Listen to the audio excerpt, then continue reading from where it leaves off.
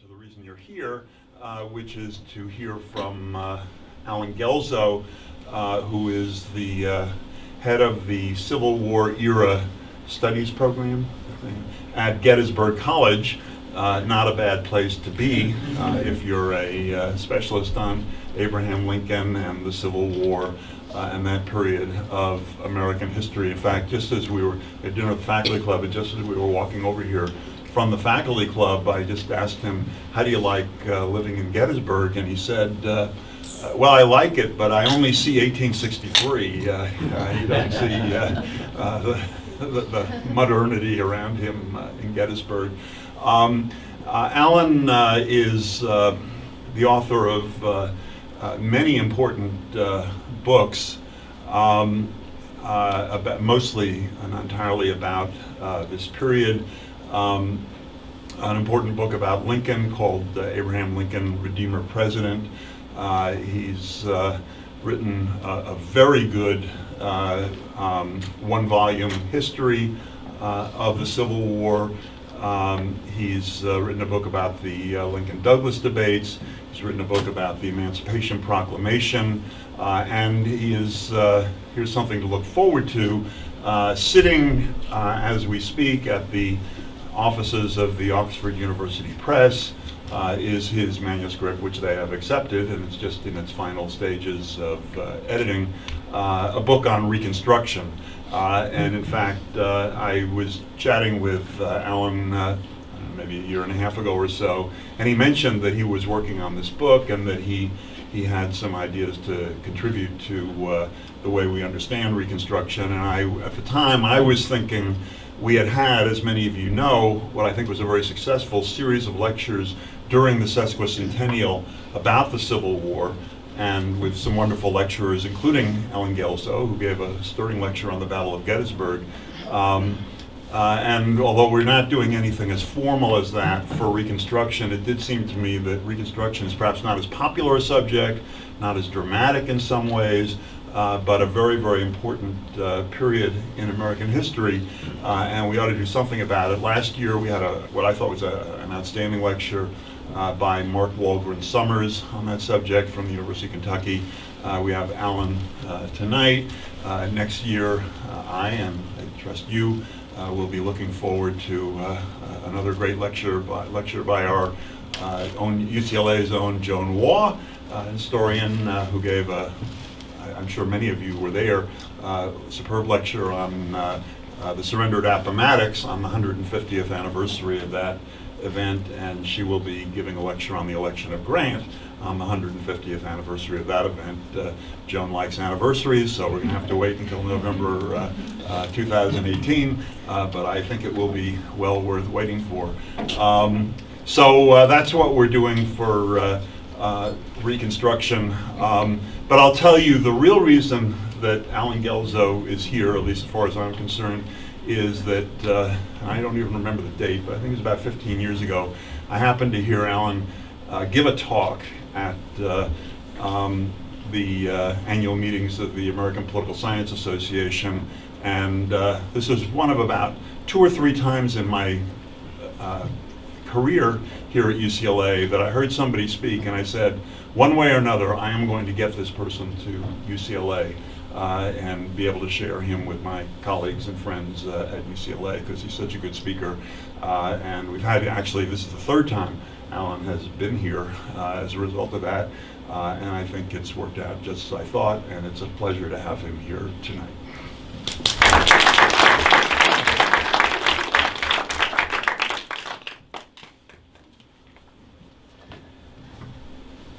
Thank you, Dan, not only for the invitation, but for those extremely kind words. Most of the time I tend to think of myself as being something on the order of the performing flea of American historians, so that when I hear something as full and rich and encomium as Dan just delivered, I almost want to sit down and just kind of let that be the event of the evening. But I'm also grateful for the opportunity to speak to all of you here at UCLA and to speak on the subject of Reconstruction. We are in the midst of the Sesquicentennial of Reconstruction, although, in case you hadn't noticed, no one really seems to be throwing much of a party for that. It was different for the centennial of the Civil War. It was different for the sesquicentennial of the Civil War, just several years past, and for the bicentennial of the birth of Abraham Lincoln. But there have not been many volunteers for throwing a party to celebrate Reconstruction. If anything, people are more like to say, what's to celebrate? That is, when they're not saying, what's Reconstruction? The years between 1865 and 1877, which form the period in American history that we call Reconstruction, compose a sort of coda to the traumatic opera of the American Civil War of 1861 to 65. Reconstruction embraces the 12 years of active effort to rebuild the American Union, though in some sense, because Reconstruction had no official starting or ending date, aspects of it spluttered on well into the 1890s. I use the word spluttered deliberately, because Reconstruction is also the grim fairy tale stepchild, the ugly duckling of American history. It lacks the conflict and the personalities that make the Civil War so colorful. It also lacks the climactic battles, and it dissipates into a confusing and wearisome tale of lost opportunities, squalid victories, and embarrassing defeats. Almost the worst thing that can be said about someone in U.S. history is that they were prominent in Reconstruction. Like the ugly duckling, Reconstruction is difficult to evaluate, since no convenient measuring stick for the success or failure of post-war reconstructions existed then or now. It may be helpful, as a cure for that vagueness, to describe three standards which are conventionally used to describe and evaluate Reconstruction. One such device is what we may call Lincolnian Reconstruction. Abraham Lincoln was never at ease in using the word Reconstruction. He qualified it when he used it with add-ons like what is called Reconstruction, or a plan of Reconstruction as the phrase goes.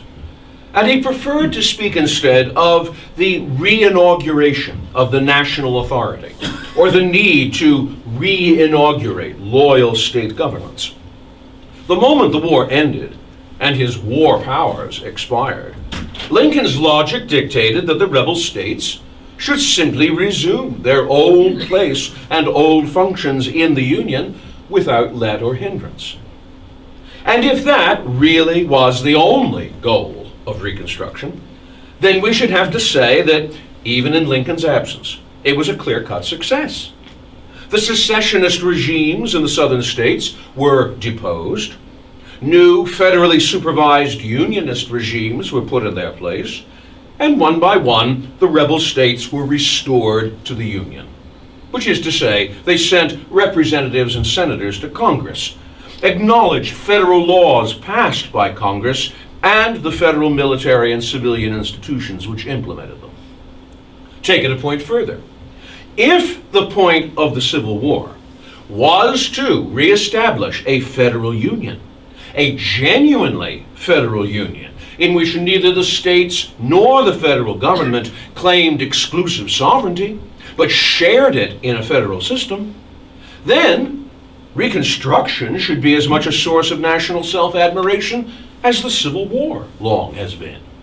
In fact, the next half-century proved to be the golden age of constitutional state rights, with states taking up the political initiative in terms of civic reform, women's rights, and public education long before the federal government ever noticed them. But that, of course, is not the way Reconstruction has been taught to most of us. That is, when it has been taught at all. For decades, both the hell no partisans of the lost cause and the turn-of-the-century Southern progressives maintained that Reconstruction was a nightmare inflicted on them by a psychotically vengeful coterie of radical Republicans in Congress, led by Thaddeus Stevens, Charles Sumner, and Ben Wade, the unholy trinity. This we may call radical Reconstruction. And it depicts Reconstruction as a kind of Vichy occupation, partly a draconian direct rule by scheming and unscrupulous conquerors, and partly an unstable domination by Southern turncoats. At best, it was, in the highly influential work of the then reigning Prince of Reconstruction historians, William A. Dunning, temporarily successful, but for all the wrong reasons. And when it was overthrown in 1877, it was to be judged a failure we could all remember as a road never again to be taken in American life. Criticism of the Dunning School offered its first major challenge in the 1930s, beginning with the attacks launched at the Dunningites by William Edward Burghardt Du Bois in Black Reconstruction, and James S. Allen, the nom de plume of Saul Auerbach, in Reconstruction, the Battle for Democracy. This, in a very broad sense, is what we may call revisionist Reconstruction. The Dunning School, Du Bois protested, had succeeded in making every child in the street believe that the history of the United States from 1866 to 1876 is something of which the nation ought to be ashamed. Reconstruction might not have been a proud achievement, but, Du Bois objected, Reconstruction actually set an example to democratic government and the labor movement today. James Allen agreed. The destruction of the slave power was the basis for real national unity and the further development of capitalism, which would produce conditions most favorable for the growth of the labor movement. The Dunningites thought that radical Reconstruction was something to be deplored and cheered when it failed. The revisionists agreed that it failed, but wept. Southern blacks, in Du Bois's phrase, went free, stood a brief moment in the sun, then moved back into slavery. Unhappily, neither Du Bois nor Allen possessed a broad platform on which to rally a counter-movement. It would not be until the 1950s and the 1960s, after the emergence of the Civil Rights Movement as a second Reconstruction, that the idols of the Dunning School really began to fall. John Hope Franklin's Reconstruction After the Civil War and Kenneth Stamp's The Era of Reconstruction started the tipping over, to be followed by John and LaWanda Cox, Richard Current, Alan W. Trelease, and finally by Eric Foner's massive Reconstruction, America's Unfinished Revolution. Noble as their intentions were, the revisionists had their foibles too.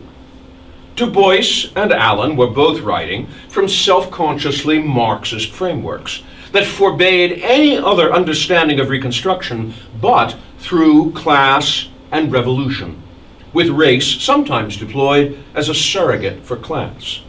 Reconstruction thus became a moment when working class blacks and whites together had an opportunity to create a new economic and political order in the South. In the Marxist understanding of history,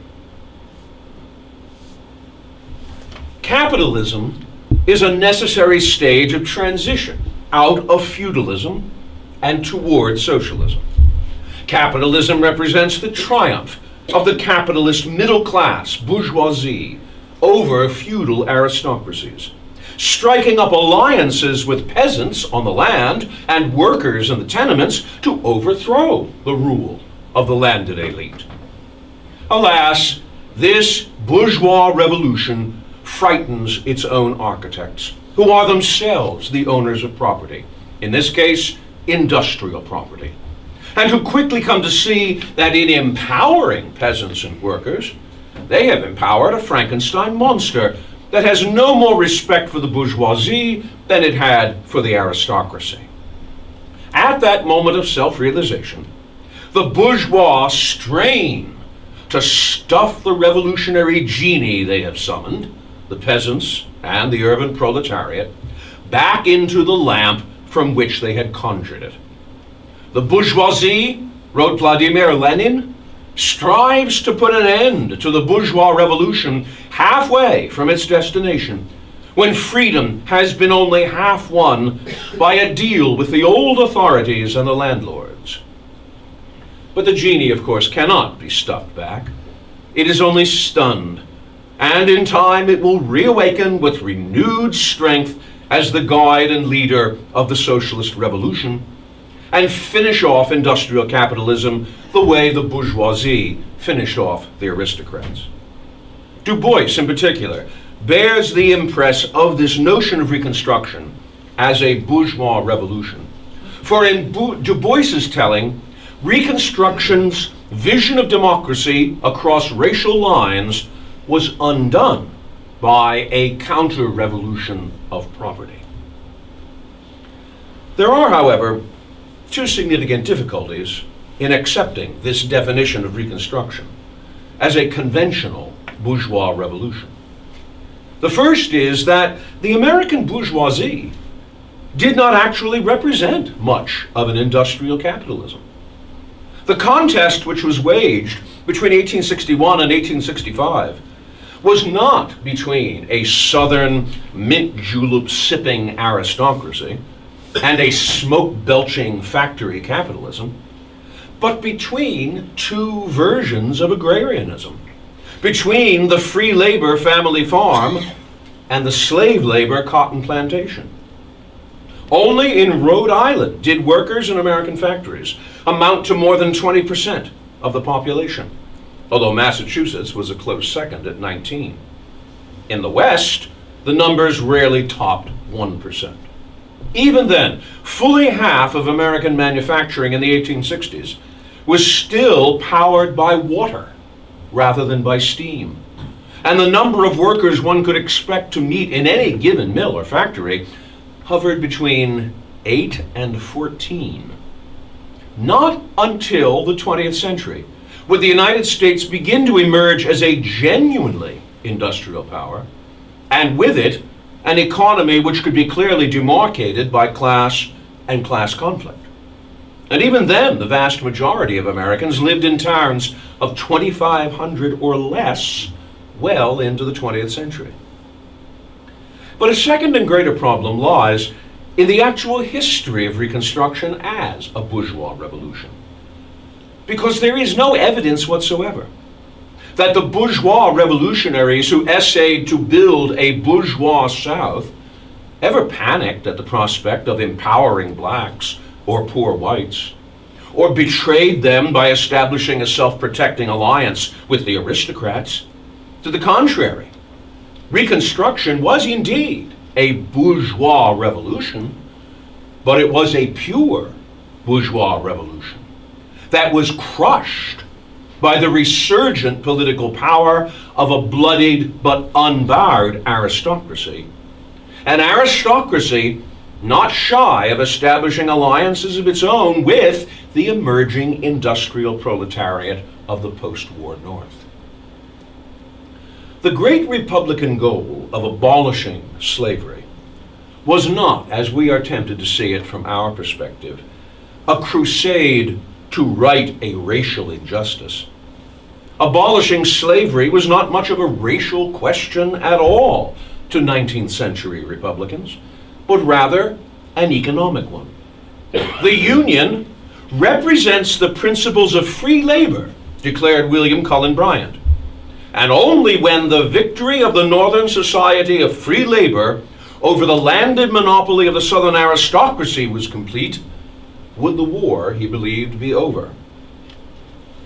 In the most basic sense, free labor was simply a shorthand term for liberal economic democracy. It was the 18th century's school of economics. and it found its ablest expositors in the Manchester School in Great Britain and in the United States among the Whig Party. Among free labor's fundamental tenets were the encouragement of small-scale manufacturing, especially through government-sponsored internal improvements in the form of canals, highways, and railroads, economic mobility with constant movement up the ladder of classes, and the practice of a constellation of bourgeois virtues: thrift, prudence, industry, religious faith, temperance, rationality, nationalism, which would all tend together to dignify the enterprising mechanic who raises himself by his ingenious labors from the dust and turmoil of his workshop to an abode of ease and elegance, and the industrious tradesman whose patient frugality enables him at last to accumulate enough to forego the duties of the counter and indulge a well-earned leisure. In the eyes of the free labor bourgeoisie, the mistake of the South had been to allow the thousand bale planters to turn the Enlightenment clock backwards to medieval serfdom, in much the same way that the Congress of Vienna had turned back the political clock to the Ancien regime. Who knows, asked the New York Tribune, but we may see revived in the South the feudal tenures, maiden right, wardship, baronial robberies, the seizure of white children for the market, military service, and the horrible hardships of villeinage which men have fondly deemed forever abolished as the logical corollaries of slavery.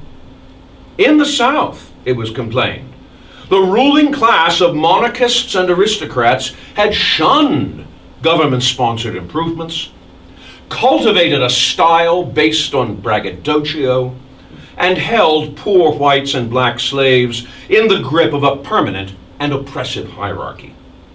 There, labor has been degraded, the laborer left untaught, thus converting half the Union into a charnel house of despotism without a free religion, free speech, free press, or free schools.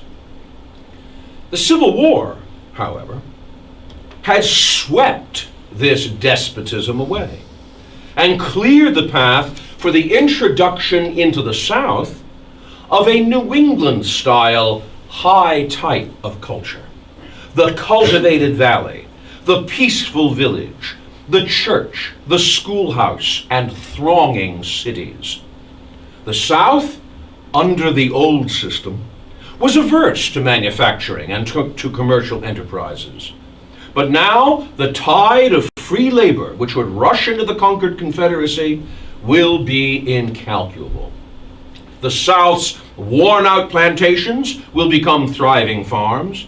Its mines and inexhaustible water powers will call into play the incessant demand and supply of vigorous industry and active capital. Frederick Douglass envisioned a Reconstruction such as will protect loyal men, black and white, in their persons, but one which will also cause northern industry, northern capital, and northern civilization to flow into the South and make a man from New England as much at home in Carolina as elsewhere in the Republic. In John Greenleaf Whittier's vision, Reconstruction would the cruel lie of caste refute, old forms remold and substitute, for slavery's lash the freeman's will, for blind routine wise-handed skill. A schoolhouse plant on every hill, stretching in radiant nerve lines thence the quick wires of intelligence, till north and south together brought shall own the same electric thought, in peace a common flag salute, and side by side in labor's free and unresentful rivalry harvest the fields wherein they fought. Reconstruction offered a means of refashioning the entire labor and economic system of the South, provided, wrote Albion Tourget, that the South was de-Southernized and thoroughly nationalized. Tourget was an example of how eager Northerners were to help this process along. Born in Ohio and educated in New York, Tourget had served in the 105th Ohio. He endured the sufferings of Libby Prison as a prisoner of war, and settled in Greensboro, North Carolina at the end of the war in order to find relief in a warmer climate for a wound that had damaged his spine.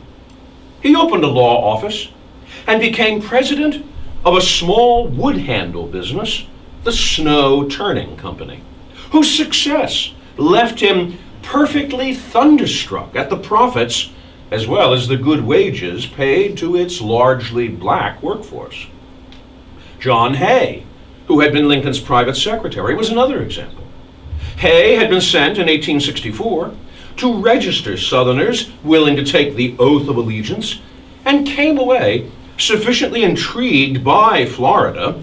It is, he said, the only thing that smells of the original Eden on this continent, that he bought land to grow oranges near St. Augustine. Even Harriet Beecher Stowe, the author of Uncle Tom's Cabin, bought orange groves near Jacksonville, moved south, and created a free labor colony around the village of Mandarin. People came hither from the north, wrote a New Orleans contributor to DeBow's Review, with the idea that they were coming to an El Dorado where fortunes were to be gained in a day. Here then was a bourgeois revolution, not in the Marxist sense of being a necessary footstool to the real proletarian revolution, or the self-interested embrace by Southern grandees by terrified Northern bourgeoisie in order to keep black people and working people at bay, but rather a pure bourgeois revolution, as an end in itself, as the triumph of liberal democracy, an Enlightenment counter-revolution against what the Northern middle classes feared might be the real wave of the future, a romantic renaissance of oligarchy and monarchy. The principal obstacle to realizing this dream was the refusal of the defeated Southern planter class to admit that it had been defeated. For that class had by no means been swept away by the war. They are beaten, they are cowed, warned Union Quartermaster General Montgomery Meigs, but they have been treated with trusting condescension instead of the severity that justice and policy both demanded, and they will revenge themselves for their defeat upon the North and upon every black in every mode which may be safe. They too had lived by a set of presuppositions, but one based on a general suspicion of bourgeois ambitions. The typical Southerner, feared a contributor to the Atlantic Monthly, possessed a cast of character which was founded mainly on family, distinction, social culture, exemption from toil, and command over the lives and fortunes of his underlings. Not only the culture of the South, but its physical circumstances as well stood in the path of embourgeoisement. The South owned only 12% of the nation's mills and factories, and employed as laborers in those establishments only 7% of its population. Cotton agriculture remained, after 1865, as it had been before the war, the producer of the Republic's single most valuable export commodity, cotton. Some 32% of all exports as late as 1889. And no wonder, while commodity prices for wheat, corn, and coal had operated, except for the war years, within fairly narrow ranges, cotton was selling above all its pre-war highs. In Georgia, Alabama, Mississippi, and Arkansas, cotton acreage and production expanded, employing a black labor force indistinguishable from that under slavery.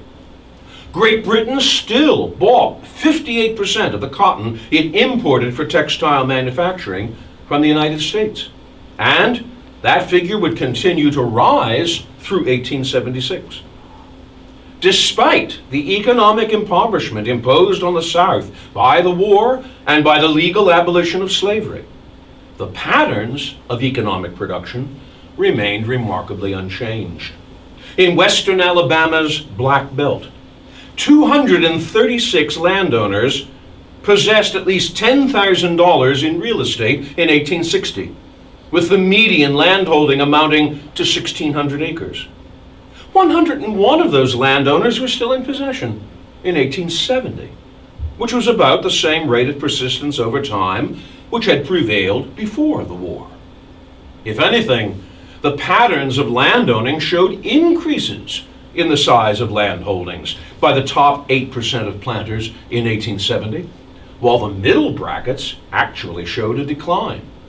In North Carolina's Union County, agricultural acreage not only increased in the post-Reconstruction years, but so did the number of cotton plantations over 1,000 acres. In Mississippi's Claiborne County, the number of land holdings in the 50 to 199 acre bracket jumped from 73 to 170.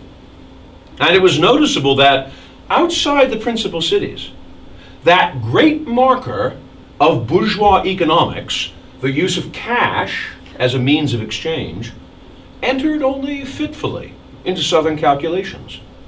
The New York Cash Store in Greenville, Alabama, advertised, despite its name, that we will take in exchange for goods country produce, particularly eggs, chickens, beeswax, dry hides, peas, cornmeal, and anything else that we can dispose of.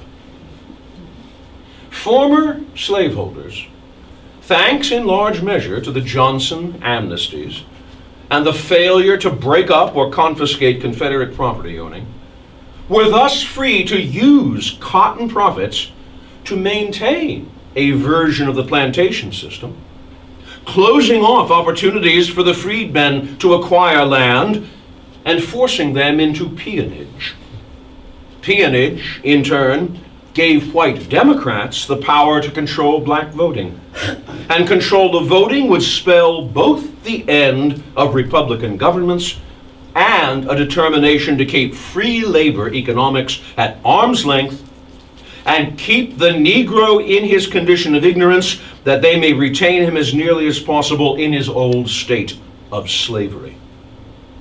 The relation of master and slave no longer exists here, wrote one Mississippi Valley planter, but out of it has evolved that of patron and retainer, which was a far cry from one purely of business, or the ordinary relation of landlord and tenant, or of employer and employee. Given the resilience of cotton as a commodity, free labor had to be suppressed to prevent labor shortages which would have driven the cost of production beyond control. Reconstruction Republicans might have found a way to undermine the recreation of planter dominance if they could have recruited small-scale white farmers to their banner. But the taxes required to support the new investments were based on property, and they pressed down heavily on no one so much as the small farmer. Here and there through all the cotton states are reappearing the planter princes of old time, still lords of acres, though not of slaves. So slavery might have been legally dead, but it was only being replaced, not by bourgeois free labor, but by hutted serfdom. Northern free labor apostles grew discouraged at the poor inroads they had made on Southern culture and went home disillusioned. They were, after all, only merchants, shopkeepers, mechanics, manufacturers, speculators, brokers, bankers, and not barons after the fashion of the South. They were subject to harassment, shunning, and violence and stigmatized as carpetbaggers.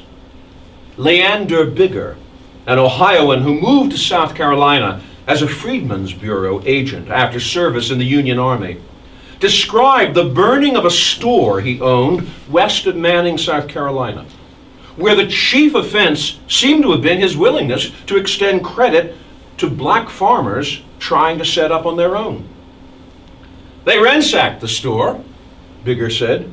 All my dry goods, everything that was combustible, they took out into the square and took a keg of powder that I kept in a concealed place, piled the goods over it, and set the pile on fire. The goods, being calicos, muslins, and delaines, burnt slowly. They carried us up to the fire, and the speaker, they gave all their orders by signals, ordered his men to mount. They mounted their horses, formed in line, and then the speaker came up to me and told me, "You must quit business. This is only a warning. The next time we will put you on the fire." He said he was from hell and represented the devil, and that he would take me with him if I did not obey orders.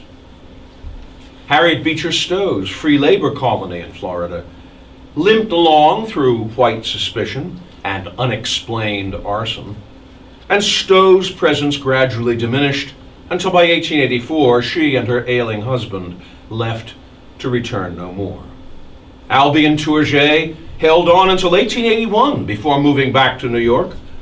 He took one final shot at Southern arrogance by acting as counsel for Homer Plessy, the plaintiff in Plessy versus Ferguson, and losing. The greater losers in this process were Southern blacks in general. In the Mississippi Valley and the vast black belt of northern Alabama, Georgia, and the Carolinas, only 8% of blacks owned their own land. In South Carolina, over 75% of the lower Piedmont's 24,000 tenant farmers were black, fully half of them sharecroppers by 1900. Although emancipated, John Mercer Langston warned in 1879, the freedmen have not been given practical independence of the old slaveholding class, constituting the land proprietors and employers in the section where he lives and labors for daily support. And no wonder. Southern elites saw little in the free labor ideology that they wanted to embrace, nor were there many incentives for them to do so. Northerners remained as effeminate, selfish, most unscrupulously grasping as ever, declared the Southern novelist Augusta Jane Evans in 1867. Even Northern children were pitiable mannequins already chanting praises to the gold calf. Redemption after Reconstruction was an anti-free labor strategy as much as it was a strategy of racial and political exclusion. The freedman is going to be made a serf sure as you live, prophesied one white Alabamian to John Townsend Trowbridge in 1865. It won't need any law for that. And not only blacks. When it was pointed out that South Carolina's 8-box law, requiring a voter to be able to read the names of candidates and their respective offices they were running for in order to place the correct ballot in one of 8 ballot boxes, the 8-box law would disenfranchise poor whites as easily as blacks. But the Major General of the South Carolina militia merely replied, "We care not if it does." The leader of the Republican minority protested that this had no other purpose than keeping the middle classes and the poor whites, together with the Negroes, from having anything to do with the elections. And he was not wrong. Reconstruction aspired to be a pure bourgeois revolution, and it expected to triumph as effortlessly as 19th century liberal notions of progress had promised. And if the Marxists had been right, that triumph would have in turn yielded ineluctably to a workers' rebellion. So much for ineluctability. Time sometimes does indeed go backwards. In the South, the pure bourgeois revolution failed. Instead, the same romantic feudalism that had created the old Southern order reasserted its hegemony.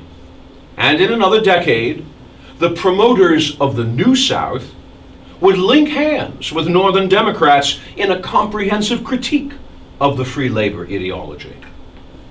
The bourgeoisie in this bourgeois revolution scenario did not flee to the aristocrats to create a counter-revolution of property. Quite the opposite. The post-war Southern aristocrats ensured the destruction of the pure bourgeois revolution by appealing to a set of cultural and racial biases which safely diffused the importance of property and sharply restricted access to it. Understanding Reconstruction as a pure bourgeois revolution, which was strangled in its cradle by vengeful cotton nabobs, offers a fourth and more realistic understanding of the meaning of Reconstruction. In 1989, after the destruction of the Berlin Wall, Francis Fukuyama seized on the ignominious collapse of the Soviet system as proof that Marxism had been wrong about the course of history, at which point Marx's heirs had declared bankruptcy.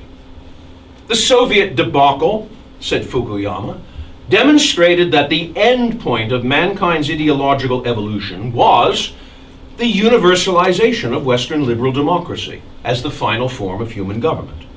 And it also meant Marxism's death as a living ideology of world historical significance. That conclusion was, to say the least, premature. Not only because it reckoned without the rise of an Islamist theocracy or the fallout from the 2008 worldwide recession, which provoked a renaissance of Marxist advocacy in the writings of Antonio Negri and Michael Hart, Alain Boudoir, the Occupy movement, and Thomas Piketty.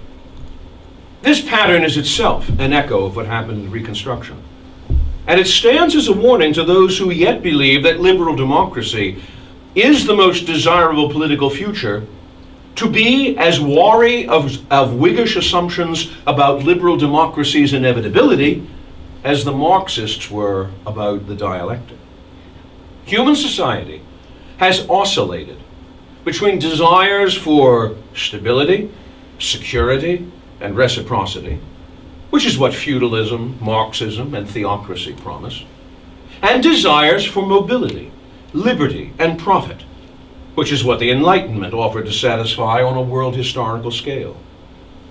Hence, there is nothing that can be declared permanent in a bourgeois revolution, and our own Reconstruction, not to mention a good deal of recent history, is the unhappy proof thereof. Thank you very much.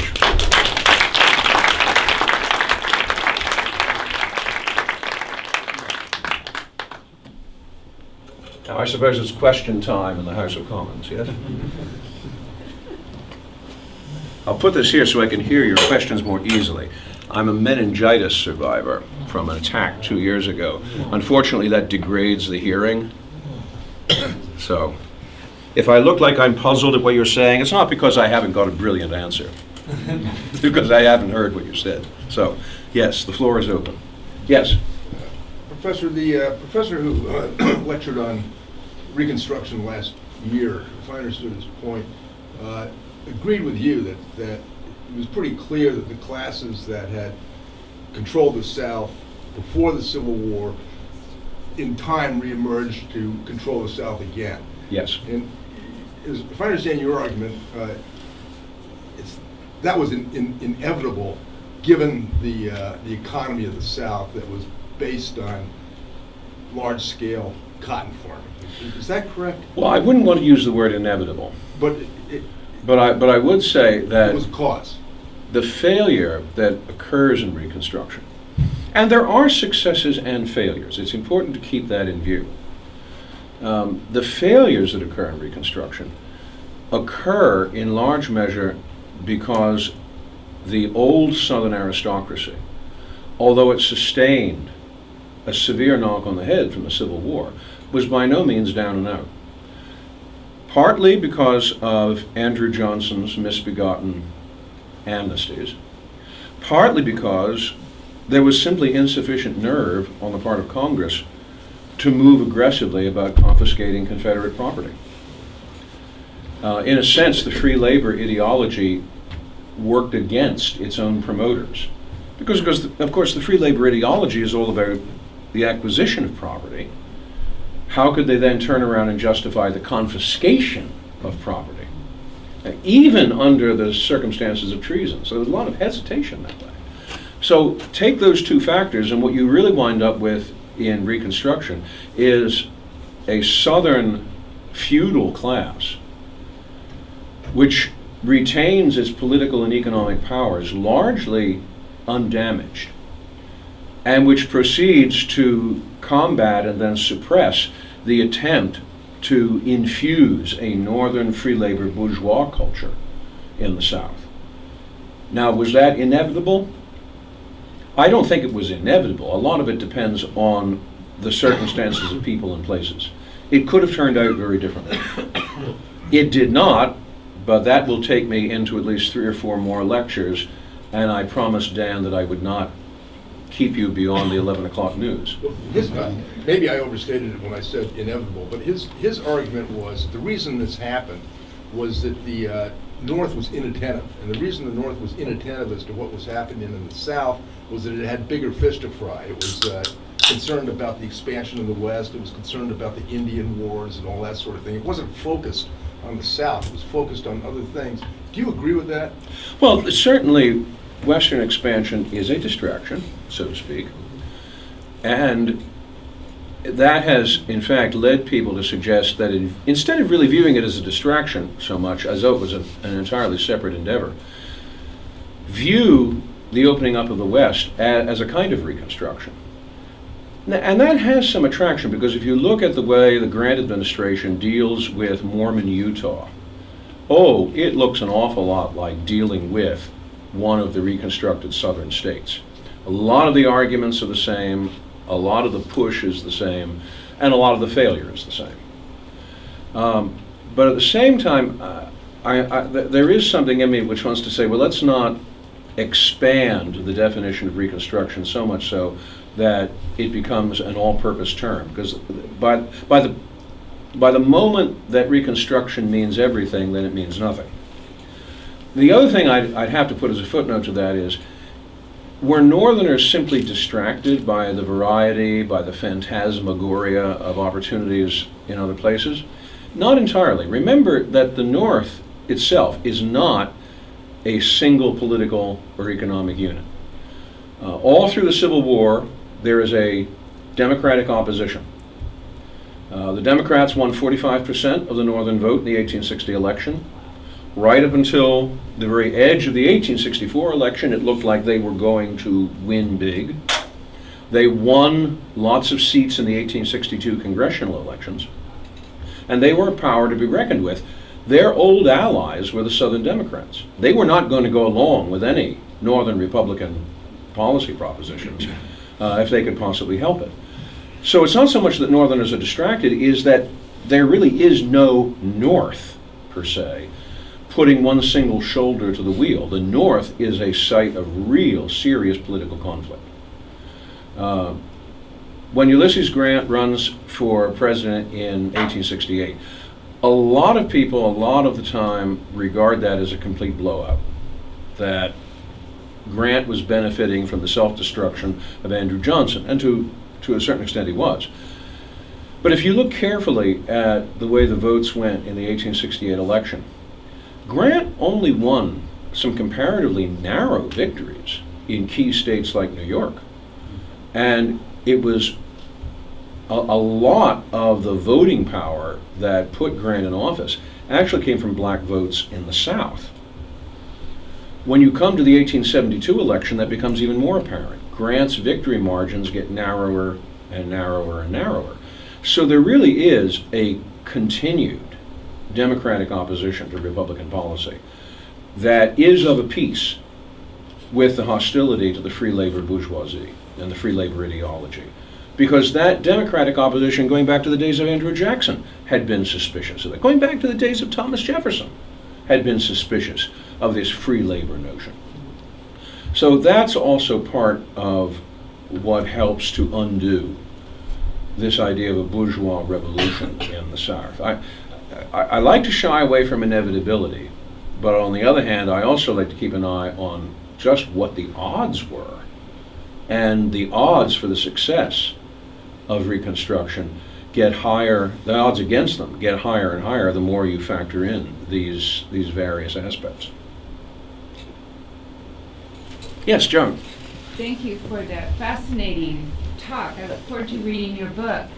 I have a question. I can't let one of the world's leading Lincoln authorities quite off the hook without asking two questions. First, what was Lincoln's position on land confiscation of the South just before he died? I know he made a pretty remarkable speech on Reconstruction that isn't well known. And what do you think would have happened if Lincoln had survived? Joan, the latter of those questions is probably the question I am most asked wherever I go. I know, but we haven't heard it. It is. I think it's probably one of the greatest what-ifs in American history. Some people once asked me, if you had a chance to go to one place in the past, where would you go? And I would say, I would go to Ford's Theater the night of April 14th, and I would lock John Wilkes Booth in the men's room. What might have happened? Well, the broad answer, or at least the most honest answer, is we don't know, because Lincoln played his political cards very, very close to the chest. Lincoln was a very private man. He did not tell people what he thought. One would not have expected him to have employed Twitter. So Lincoln constantly kept people guessing. And that is the situation we find ourselves in asking about Lincoln with Reconstruction. We really don't know. He had tried a number of different plans, not all of which he was really terribly happy with. Probably the best indication we get at the very end is from the April 11th speech that you referred to, but also from some comments that were made in his last cabinet meeting on the morning of April 14th. In the April 11th speech, what he's really after is talking about black voting and why the freed slaves should be enfranchised, or at least some freed slaves should be enfranchised. Now, bear in mind what he's doing, he's putting that in the context of a question about, well, what's the plan for Reconstruction? And he's saying, I don't have a plan per se. I don't have a template, a one-size-fits-all. What I'm trying to do is to get the reintegration of the Confederate States with the Union. And if one plan works, good. If another plan works, good, but I'm not committed either way. That's the overall message of that, which again is not helpful for letting us have some kind of insight into what he wanted to do. In his last cabinet meeting, he's talking again about imposing military governorship. Perhaps the kind of military governorship that is imposed under radical Reconstruction in converting the South into 5 military districts. But we don't know. Would he really have piled on the subject of the confiscation of property? Well, I mean, Lincoln is the ultimate exponent of free labor republicanism. And it is a little difficult to see him as Mr. Confiscator. When he's given authority under the Second Confiscation Act, for instance, to confiscate Confederate property, he's very chary about employing that. In fact, the authority under both the First and the Second Confiscation Act is used very, very little. If anything, he responds to people who are making personal pleas to him to overturn confiscation of property. Would he have changed that if he saw that that was going to be the key factor in the future? Quite possibly. Quite possibly. It is somewhat difficult to imagine him handing out the kind of blanket amnesties that Andrew Johnson did. But then again, Lincoln is being motivated by an entirely different set of principles than Johnson. At bedrock, Lincoln is a free labor Republican. Johnson is not. And if the situation for recreating the South the system of the free labor North was really what was dear to Lincoln's heart, he would have found a way to do that.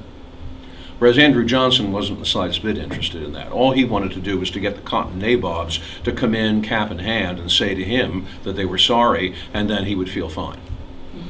So we can project in a general way and say that Lincoln would have probably have been a lot harder in what he expected from Reconstruction. Would he have been more successful? That's the difficult question. Because after all, the president is only a president. When he makes that recommendation in the April 11th speech about enfranchising freed slaves, he's making it as a suggestion. Not because he's half-hearted on the subject, but it's because as president, he doesn't have the authority to do anything about that. States determine what the voting qualifications are, and will do so until the 14th and the 15th Amendments. In that respect, Lincoln can only do what he can do. He can make suggestions, apart from what his personal preferences would be. Would that have changed? Would Congress have given him special authority to do that? I'm not sure they would, because Congress had a very jealous view of its own authority in Reconstruction. And the major conflict over Reconstruction before Lincoln's death was actually between himself and Congress as to who had jurisdiction. So the idea that suddenly Lincoln and Congress were going to be singing the same song might be asking a bit much. We just don't know. Above all, if Lincoln had obeyed the General Convention that said no more than 2 terms, he would only have been in office until March 4th, 1869. Well, between 1865 and 1869 is not a lot of time in which to accomplish a Reconstruction. So could he have really made a tremendous difference? We just don't know. We just absolutely do not know, and we have to balance all these limiting factors both ways before arriving at a conclusion. I know that is absolutely of no help whatsoever, but that's as much of the lay of the land, I think, as we can honestly discern. Yes?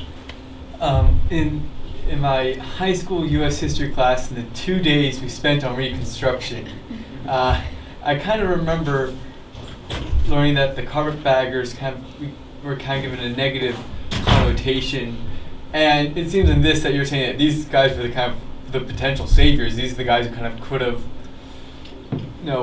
brought people into, more free labor for the black slaves or for the recently free slaves and for the other. Oh, I love the carpetbaggers. I mean, why do you think they have this negative reputation given to them? Precisely because they represented bourgeois free labor. And the Southern planters understood very clearly, these guys are the enemy. I mean, General Sherman and his soldiers were an enemy, yeah, sure, but they came and they went. These people want to set up an entirely new society. They are a real threat. So, of course, you make up terms for them, like carpetbagger. Because what are you trying to do? You're trying to delegitimize them. And in this case, the delegitimization was successful because it was bought into by the Dunningites. And my guess is that whatever you were being taught in those swift 2 days had behind them a long line of connections, however tenuous, to the Dunning School's agreement that Reconstruction was a bad thing, conducted by bad people, known as carpetbaggers, or their southern brethren, the scalawags. I mean, look at most of the movie. Look at Gone with the Wind. Right. Oh, carpetbaggers, bad, bad, bad. I remember watching Gone with the Wind for the first time. I don't know if this was your reaction to it, but I remember watching Gone with the Wind for the first time. And you know how it rolls up on the screen at the very beginning, there was once a land of cavaliers and magnolias and blah, blah, blah. Okay. I remember sitting there thinking, yeah, and if I'd had a chance, I would have destroyed it. So that's why I keep a portrait of William Tecumseh Sherman in my office. You know, Atlanta's original torchbearer. Yeah, right. So I mean, so you're hearing this from a fairly unabashed Yankee. So yeah, I like the carpetbaggers. I'm going for the carpetbaggers, and I certainly hope that some enlightened Southern University will name its football team for them. Clemson Carpetbag. That has a certain ring to it, doesn't it? Yeah, I could go with that. Yes. You said that after the war, that many of the landowners had retained a lot of their land holdings. If that was I guess my question is, were they contributing to the funding of the war, and how much did they actually contribute that they were still able to retain their land holdings if many of them went broke after the war because they had given up so much of their wealth to the war? Well, certainly some of them, especially people, for instance, like Edmund Ruffin, who put every cent he had into Confederate securities, found themselves at the end of the war with nothing. Couldn't have happened to a nicer guy. Yeah, it was no wonder he put a shotgun in his mouth. But at the same time as they have experienced these tremendous losses, they still own the land, and the people who will be required to work it are people who don't own land, namely the freed slaves, who for that reason are going to be at their mercy. So because they're owning the land, and because cotton is still this very valuable commodity, the losses can be made up, and they are made up. I mean, cotton, people seem to think that somehow after the Civil War, cotton ceased to be a significant factor in the American economy. My goodness, go back and look at the annuals and the yearbooks. Look at the American almanacs. Look at the Tribune almanacs for the years through Reconstruction. Cotton remains a major seller. I know all about the boll weevil and that kind of thing, but in fact, cotton retains its hold as this incredibly valuable commodity. So it is not difficult for those who own cotton lands, and cotton lands, especially in the Mississippi Valley, are the finest cotton growing soils in the world. Those who own that land have the chance to recoup that. When you consider that a bale of cotton, which comes in at about 350 to 400 pounds, if you're getting something like 15 cents an ounce, you're doing pretty well, especially if you are marketing something like 45 to 100 bales of cotton. If you can do that, I mean, you are going to be doing very well within a couple of years. So yes, you're going to hit a hard patch because of the war and the costs that the war imposes, but you're going to be able to recover from it because at the end of the day, you still own the land. This is why confiscation of Confederate property comes to the fore as such a significant thing. What if those big plantation estates had instead been broken up and then sold off like the 40 acres and a mule to the freed slaves? You would have had an entirely different result to Reconstruction. But that does not happen. That does not happen. Dan? A comment, which is also a question on what you said about confiscation, and then another question. The comment is,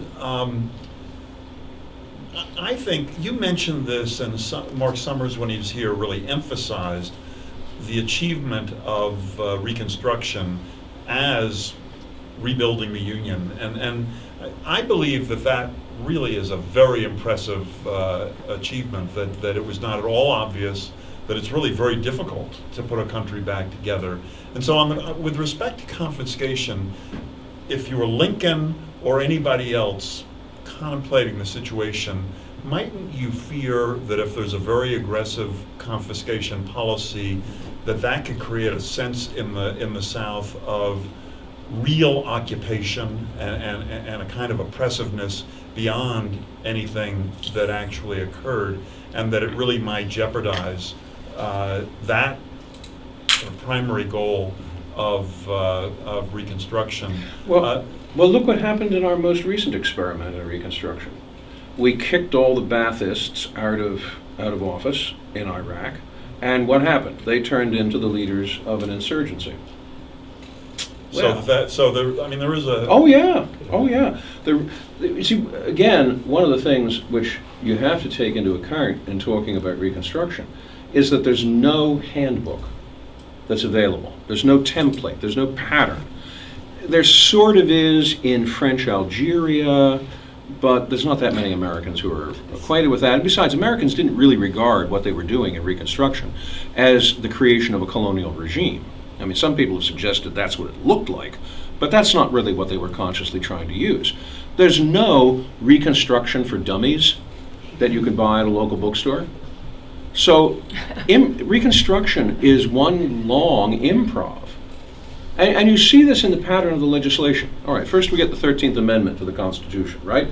That abolishes slavery. And everyone says, okay, well, we've done that job. Oh, wait.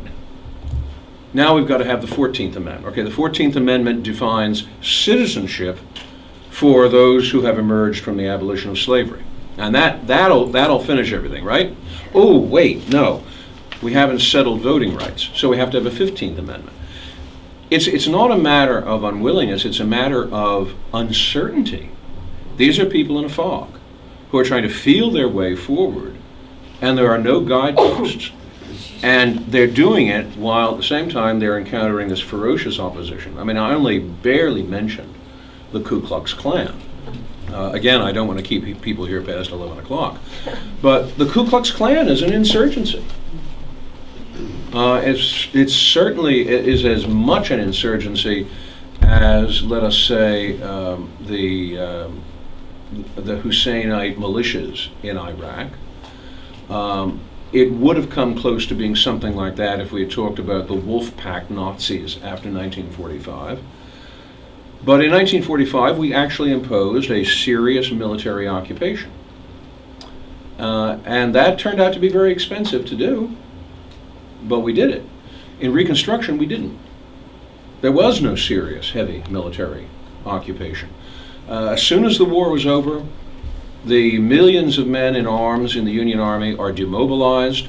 The size of the United States Army shrinks, first to 70,000, then to 30,000. At its peak, the occupying forces for Reconstruction amounted to about 17,000 soldiers. Now, when you portion that out amongst 10 states, you're not looking at much more than the Royal Canadian Mounted Police. I mean, you're not really talking serious occupation. Had there been serious occupation, then you could have had confiscation and redistribution.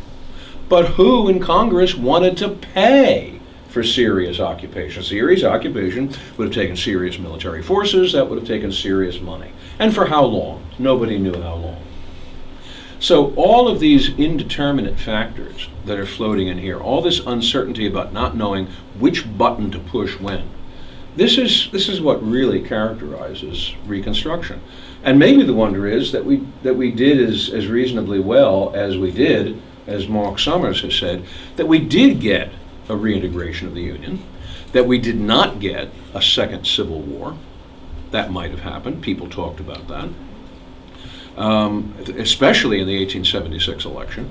There were a lot of mutterings about a second civil war. And we also avoided doing something which I think is important, and that is, all right, we didn't confiscate, but we also did not ship the Confederate leadership off to concentration camps. We didn't hold grotesque treason trials. We didn't have punitive Bolshevik-style executions. We didn't do that, which is probably a good thing. Probably a good thing. On the other hand, there's a price to be paid for that because it left the old Southern aristocracy still alive and in control. You pay your money, you take your choice. Yes? So you had compared the Reconstruction era to, let's say, the occupation in Iraq, and I was wondering if you had any thoughts on how, let's say, the post-World War I or the post-World War II reconstructions were in comparison to the Reconstruction of the South. And I guess it's hard to define what success is, but I'm just curious what your thoughts are. And you could even compare, let's say, the post-2008 recovery as just another legislative effort to restore the status quo or just make things better. Well, I think it's interesting you should bring up World War I, because in World War I, at the end of hostilities, there was an occupation of Germany, but it was a comparatively small-scale occupation, and Americans were the first to pull out of it. We had occupation forces with the 18th Army in Germany, in Cologne, mostly in the area around Cologne, and they were there for about 10 months. before they were recalled by the administration. Of course, whose administration are we talking about? Woodrow Wilson. Woodrow Wilson, who's born during Reconstruction in Virginia, and has very bad memories of Reconstruction as a white Southerner. And he's very eager to get American troops out of Germany because he does not want to see a repetition in Germany of what happened to the South after the Civil War. Well, what's the price we pay for that? Well, we fill in the blanks. Now, we did not make that mistake after 1945. And the results turned out to be a whole lot happier. They also turned out to be a whole lot more expensive and continue to be expensive. I mean, effectively, the United States decided it would foot the bill, the military bill, of all the nations of Western Europe. Why? Because we couldn't trust all the Europeans not to blow each other to smithereens yet a third time. So we just took the guns out of their hands, disarmed them all, and said, okay, we will rule the roost here. We'll have an occupation. Well, it worked. It worked. You got the German Federal Republic out of it. You got an operating democracy in Japan out of it. But that took a tremendous application of resources. And it took a lot of political willpower. And it was not easy to sustain. I mean, we look back on it, we think it was easy to sustain, but at the time it wasn't. So we did it wrong after World War I. We did it right after World War II. Did we do it right in Iraq? Well, obviously, we didn't do it as well as it might have been done, but that would have required serious commitments of military resources, occupation resources, for which there simply wasn't the political will, and that didn't happen. So we now have the situation we have with ISIS, and I don't know what long-term penalty we're going to pay for that, but we're going to pay for it. Yes? Could you elaborate a little further on the potential for a second Civil War? Mm-hmm. What was how many were behind, just the whole, that's something I've never. Well, these are interesting discussions because the first time the issue comes up is when Andrew Johnson, when political warfare breaks out between Andrew Johnson and the Radical Republicans. And there were hints, threats, rumors that Johnson was in fact conspiring to shut down Congress on the grounds that Congress had not been elected legally, and to use the state militia of Maryland as his military means for enforcing that shutdown. That, in fact, was the subject of another book by Mark Summers called A Dangerous Stir. This crops up every time a major election comes around. It crops up in 1872, crops up again in 76, especially with the contest between Samuel Tilden and Rutherford Hayes, which is a fiercely contested election that goes right down to the week before the presidential inaugural, before a result is decided. And there is a lot of talk at that point. Is this going to trigger another civil war? So, could it have happened? Yeah, sure. Why not? Was there organized opposition at the time? Was there really enough other than rumor? I don't know. Okay. I don't know. Was it conceivable? Yes. Is it something that people had to reckon with as a factor? Yes. Was it likely? I don't think so. But simply because it didn't seem likely doesn't mean that it can't be ignored. People were talking about it. So, and in those days, when you use the Civil War, when you use Civil War as a term, I mean, that people get really, really nervous, given what they've just gone through. Yeah. Yes? Given your prism of an economic analysis versus a racial profiling of the causes, in the immediate post-war period, what were the forces that mitigated against some kind of common cause between poor white Southern yeomen, indentured servants, and newly freed blacks who might have created a bulwark against traditional plantation? A couple of things, and again, I have set aside a discussion of all the rainbow of possibilities here, simply because, again, I want to get everyone out before the news. We're not really going to be here till close to 11 o'clock, in case anybody's taking it seriously. Film at 11. All right. Opposition.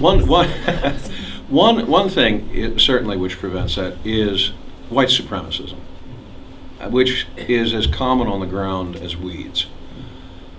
And the idea of Southern whites and freed slaves suddenly making common cause is really straining things. It does happen in some places, but it's going to happen in a very fragile way. Second thing is taxation. When the Reconstruction regimes try to get up and going, some of the things they want to do is they want all the bourgeois stuff. They want public schooling, they want banks, they want railroads, they want all kinds of internal improvements. Well, those things cost money. Where does the money come from? It comes from taxes. Who are you going to tax? Well, small-scale Southern white farmers had by and large not been heavily taxed, precisely because the Southern states had never invested hugely in those things. Now suddenly taxation for these things. At this point people say, well, we've never paid taxes on this scale before, why are we going to do that now? That alienates them. A third factor is sheer inexperience. In terms of both the freed slaves and the white yeomen. These are people who have never had any serious political role to play. Now suddenly they're playing political roles, and they're not really accustomed to the push and pull of this. They're very prone to infighting, especially I've found a lot of this within Southern blacks in Reconstruction, that almost at once there appears this hierarchy of color within the black population in the South. And not only is there a division of gradations of color based on different hues, but there's also a serious division between those who were free before the war and those who are freed by the war. Also, there's a division between those who are native born to the South and blacks who have come from the North, kind of black carpetbaggers. And the kind of political divisions that emerge there, again, go towards divide and conquest of their political power. So you have yeoman whites, you have freed Southern blacks, and getting handles on political power is not the same thing as knowing what to do with them. And there's a lot of mistakes that are made. Now you might say, couldn't they have transcended those mistakes and that inexperience? Yes, they could have, but in reality, how many of us transcend our differences today? And the answer is, not many. So I don't want to blame them too hard. Just to follow up, I just find a remarkable echo today when you look at the southern states and how the legacy, I would argue, of all of this, because these are the poorest states, they ask the least from their state governments and they get the least in return. And the brutal irony is that they're the biggest feeders at the trough of federal largesse in the southern states like Mississippi, Georgia, Alabama. That's my understanding. Well, that's an interesting meme that I've seen in various places. It's really another subject, but at least let me make this observation, that I think that's an apples and oranges scenario. The former states of the Confederacy are sometimes said to be these big feeders, but if you look carefully at that, a lot of that big feeding is because of the military bases. Military bases in the North have largely been closed down because, for one thing, we don't need to defend against the Canadians. For another, they're too expensive to maintain in those climates. So you have some exceptions like Fort Drum in upstate New York, but for the most part, the Army has relocated, the Marines have relocated most of their training facilities and other military outposts to southern latitudes, where the costs for maintaining them are less. But that means there's a heavy concentration of federal dollars that flow into those states because of it. Now, is that because they're feeders at the trough? No, actually, the federal military there benefits all of us. That's an accident of location. It's not because people who are necessarily complaining about federal taxation are the ones who want the most money. I think, again, that's an apples and oranges scenario. But Well, there's no gainsaying the fact that states like Georgia and Mississippi have very poor educational infrastructure investments and other things. I mean, the raw numbers are pretty indisputable, I would think, compared to, yeah, you know. except that varies within states too. And also, you also have to ask the question: what's your measuring stick for that? Is it investment? Is it outcomes? The number of dollars you put into a school system is not commensurate with the results you get from it. Again, you've got major difficulties in separating out what you're comparing from place to place. I mean, in Pennsylvania, I'm sure there are very fine schools in some places and unspeakably awful ones in others. And I pretty well know where the unspeakably awful ones are located, too. I have some experience that way. Yes? The lady in the back has been had her hand up almost all night. Oh, I'm sorry. That's okay. I'm lacking 360 vision, you know. No problem. Right, I yes. just wanted to expand on this lady's question. So in preventing a second conflict, what role did the Compromise of 1877 have, and what would have happened if that didn't happen? Did it have a big role, a big impact on Reconstruction? I was always fascinated by it because I feel like it was such a big sellout by... Well, the Compromise of 1877 does diffuse what could otherwise have been a major political breakdown What is it? of the constitutional system. Well, in the election of 1876, November of 1876, the Republican candidate, Rutherford Hayes, and the Democratic candidate, Samuel Tilden, run a very narrow race. Tilden wins the popular vote. But what becomes a matter of controversy is who has won the popular vote and therefore the electoral votes of Louisiana and Florida. Does this begin to sound familiar? And there is so much, because there's actually rival government. I mean, especially in Louisiana, there are two governments, two sets of officials counting ballots, and each coming up with different results. To resolve this, Congress creates an electoral commission. And the electoral commission finally awards the electoral votes of Florida to Hayes, which means that Hayes wins in the Electoral College 185 to 184 over Tilden. Looking at it from this perspective, Tilden should have won that election. In fact, Ulysses Grant got up the morning after the election, Joan, I'm sure you know this, and said to everybody, well, it appears that Mr. Tilden has won the election. But in fact, it doesn't turn out that way, and on the 4th of March, 1877, it's Hayes who was inaugurated. Well, what goes into that, what prevails on the Electoral Commission to make the decision that it does, is essentially a bargain. And the bargain is that Democrats will allow the votes, the electoral votes in Louisiana and Florida to go to Hayes. If Hayes will back off and recognize the newly elected Democratic governments in South Carolina and Louisiana. And Hayes does that. Now, South Carolina and Louisiana were the last two southern states which still had Republican Reconstruction governments. And when Hayes agrees to recognize the Democratic governors in Louisiana and South Carolina, that's the end of Republican government in the states in the South until well into the 20th century.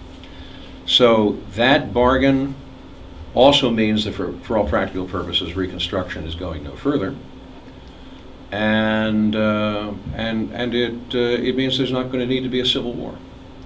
If, on the other hand, there had not been such a bargain, then the resistance to the government in Washington might have been more severe, might have been more protracted, might have been more violent. It could have happened. Again, people are talking about that. Do they really mean it? Is it really going to happen? We don't know. It doesn't happen. Did they have to play that in as a factor in their reasoning? Yes, they did. So while we tend to look sometimes at the Compromise of 1877 as this base sellout of Reconstruction, what's weighed in the balance with it is the possibility that people had to consider that this was going to trigger another civil conflict. Not an appetizing choice to have to make. Yes? What effect does the Panic of 1873 have on the desire to get rid of Reconstruction? Well, there was a knock-on effect. First of all, the Panic of 1873 lowers the tax revenue the federal government is taking in to pay for things. But it also creates, in connection with the manifold charges of corruption against the Grant administration, it creates a groundswell for Democrats. And Democrats regain control of the House of Representatives for the first time since the Civil War in the elections of 1874. That effectively means once Democrats are in the majority in the House of Representatives, that means there'll be no more funding for Reconstruction efforts, for the enforcement acts, for the suppression of the Ku Klux Klan. There's going to be no more money that's going to come out of Congress for that. And for that reason, some people have said that the real end of Reconstruction is 1874. Jim Oakes presses that on me. That's when Reconstruction ends, 1874. And there's a good argument to be made for that. But the Panic of 1873, while it has throws an economic spanner into the works as far as the federal government is concerned and limits what the government can do. Because, and I have to say parenthetically, the prosecutions of the Ku Klux Klan, especially in South Carolina and North Carolina, under the Enforcement Acts, were very expensive. You had a federal attorney general, Amos Ackerman, a very good one, and you had other federal officials on the ground in South Carolina and North Carolina who were pursuing the Klan and obtaining convictions. But obtaining the evidence to convict them in court was extremely expensive. You had to hire detectives, you had to do this, you had to do that. So the costs for that suddenly become a liability.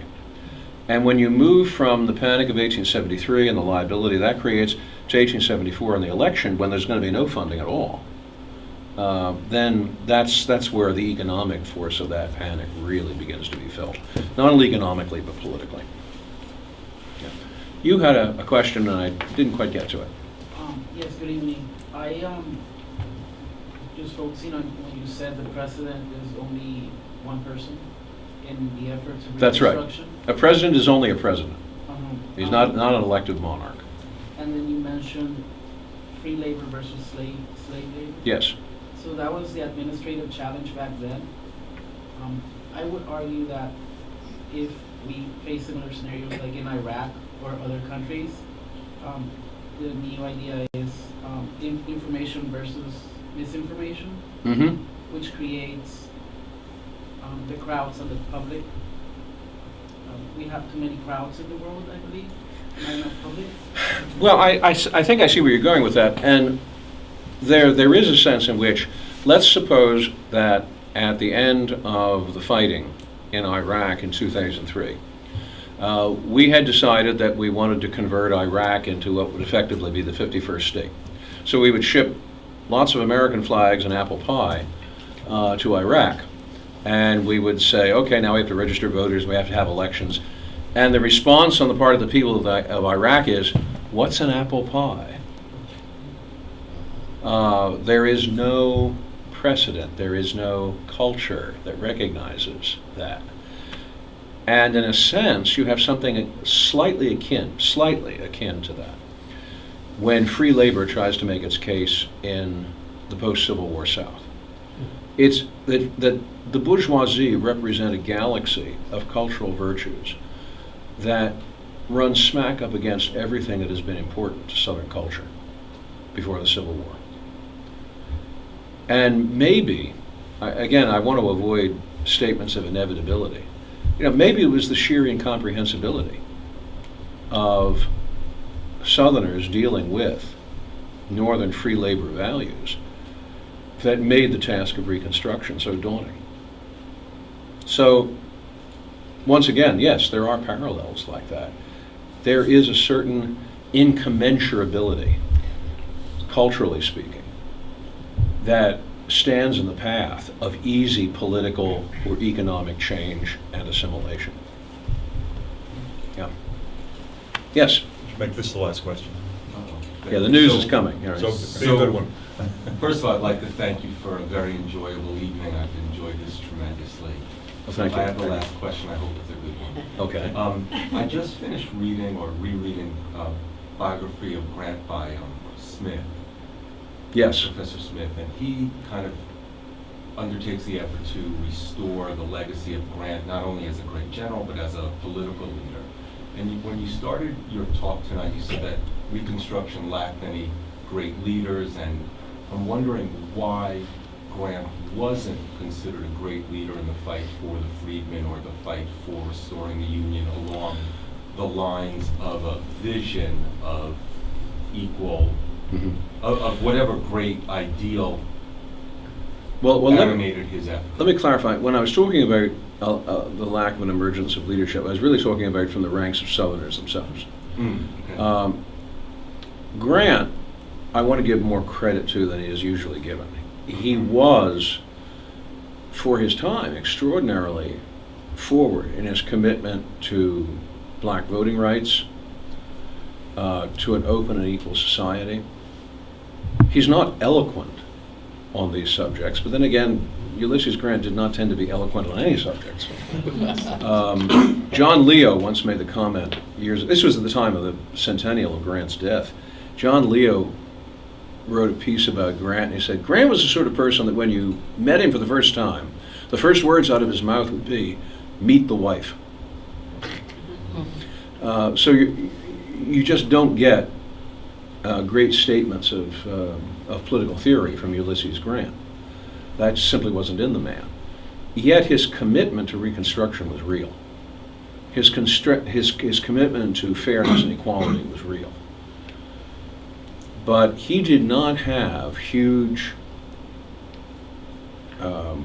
constituencies behind him. Again, remember what I was saying about the divisions within the North politically. And what's more, he doesn't have in Congress the kind of leadership that Lincoln was able to draw upon during the war. Thaddeus Stevens is dead in 1868.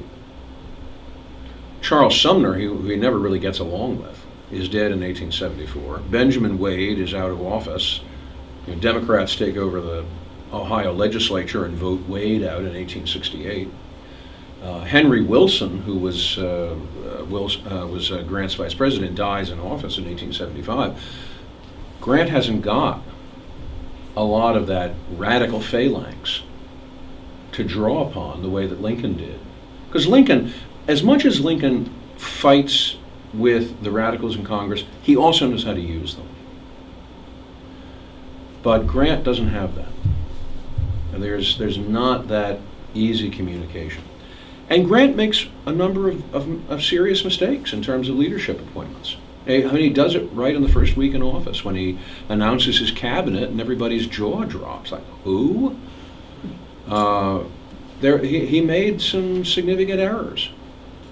In a sense, he was too loyal to a lot of his friends who cheated him behind his back. So Grant is not a Lincoln. But at the same time, he's more than just the bumbling, well-meaning incompetent that he has sometimes been portrayed as being.